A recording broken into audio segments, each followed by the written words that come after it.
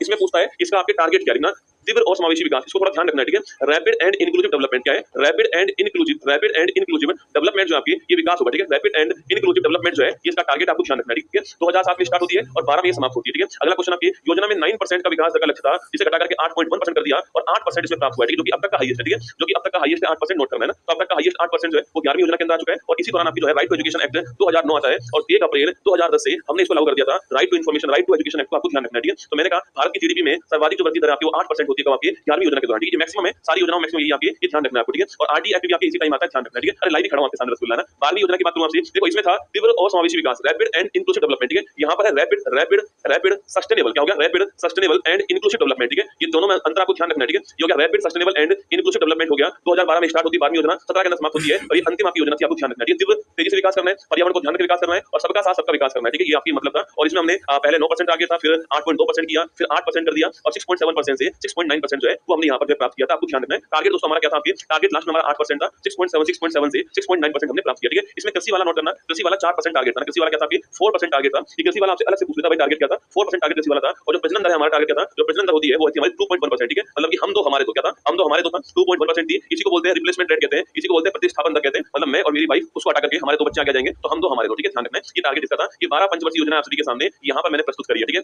एक बार comment box में दिल भेज दीजिए, क्योंकि मैं फिर कह रहा हूं